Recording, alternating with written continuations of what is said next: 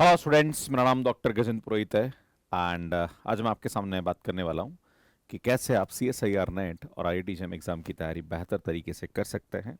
मैं आपको बता दूं कि C S I R NET के लगभग 120 स्टूडेंट्स ने अपने अभी तक मुझे स्कोर शेयर किए हैं, जिसमें जे आर एफ और एल एस है। दो स्टूडेंट ऐसे हैं जो ए आई आर वन वाले हैं, जिन्होंने हमारे यूट्यूब और कॉम्बैट सीरीज से हमारे क्लासेस को अटेंड किया था। और बाकी अंडर 100 काफ़ी सारे स्टूडेंट्स हैं।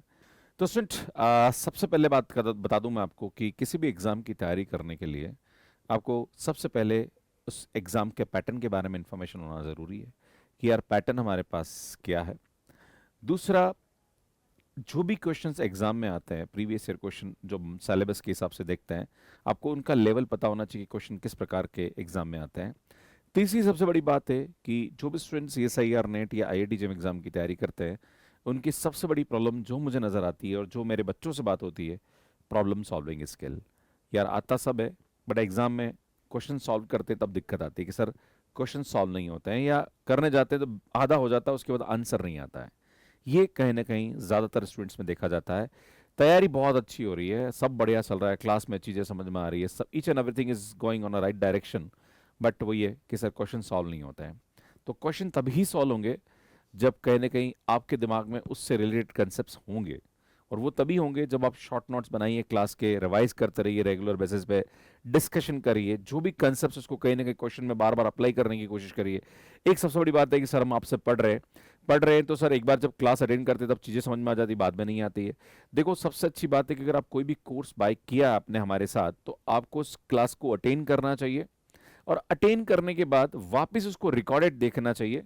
एक सबसे बड़ी प्रॉब्लम होती है कि सर मैं पढ़ता तो हूं पर मेरे क्वेश्चन सॉल्व नहीं होते सर। सर मैं क्लास पढ़ता हूं तो लगभग आप 10 क्वेश्चन कराते हैं सर, 2 क्वेश्चन सॉल्व होते हैं, बाकी नहीं होते हैं। अरे कोई दिक्कत नहीं भाई, दो हो रहे हैं, उसके बाद उस क्लास को रिकॉर्डेड फिर से देखो, और फिर देखो कि सर ने उस क्वेश्चन को किस अप्रोच से सॉल्व कराया था।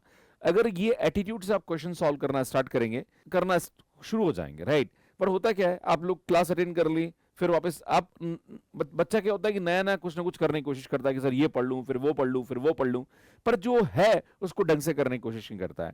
तो मुझे ऐसा लगता है कि अगर आप हमारा कोर्स ले रहे हैं या किसी कहीं से भी आप पढ़ रहे हैं, आप पूरी क्लासेस को रेगुलर अटेंड करिए, लाइव आइए, और अगर बाई चांस लाइव में आपको लगता है कि क्वेश्चन कम सॉल्व है, उस क्लास को वापस 1.x या 2x के अंदर उसको देखिए, और जो क्वेश्चन मैंने करा रखे हैं उन क्वेश्चन को आपने एक बार तो कर ही रखा है ना। हो सकता है आपसे गलत हुआ सॉल्व, पर आपको बाद में पता पड़ा कि यार मेरे से ये गलती हुई, उसको वापस खुद से ट्राई करिए, तो कहीं ना कहीं ये आपके लिए ज्यादा अच्छा होगा, राइट, है ना।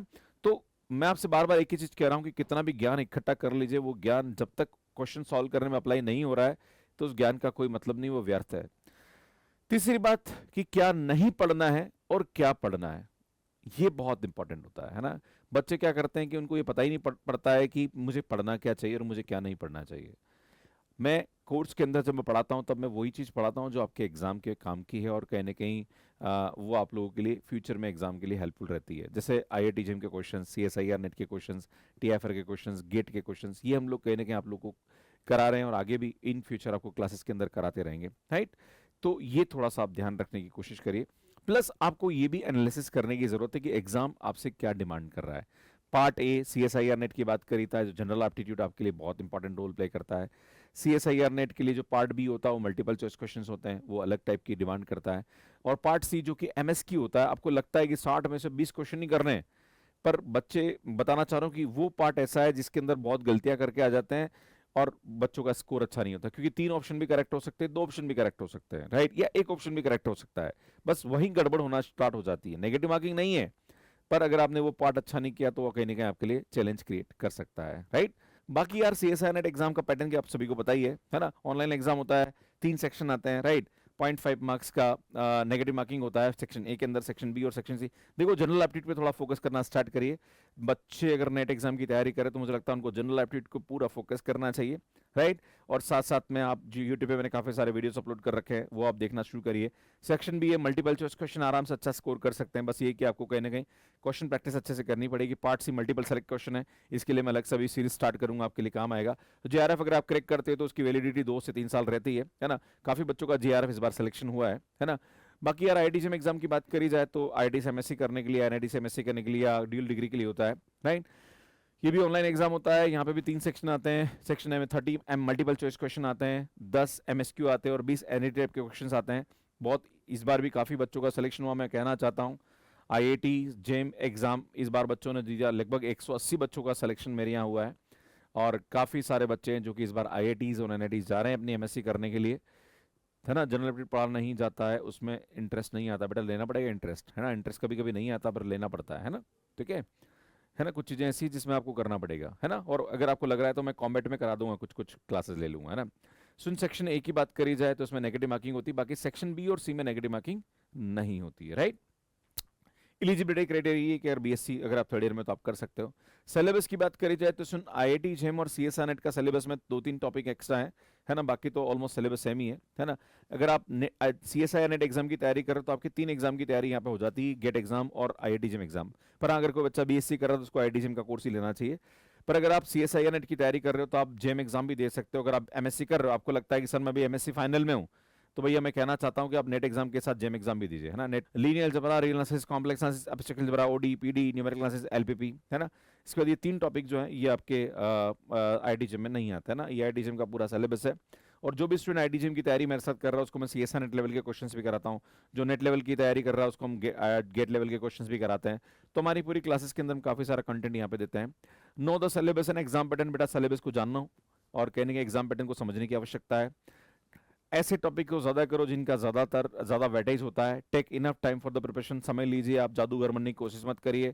और एक जब तक कोर्स कंप्लीट नहीं हो जाए तब तक दूसरे में शिफ्ट मत होइए। कुछ बच्चे ऐसे बोलते हैं कभी रियल पढ़ रहे हैं, कभी लीनियर पढ़ रहे हैं, कभी वो पढ़ रहे हैं, कभी वो पढ़ रहे हैं। भैया नहीं, एक सब्जेक्ट को पूरा सिस्टमेटिक कंप्लीट करिए, उसके प्रीवियस ईयर क्वेश्चन लगाइए, उसके शॉर्ट नोट्स बनाइए, उसको रेगुलर बेसिस पर रिवाइज करते रहिए, विच इज वेरी इंपॉर्टेंट।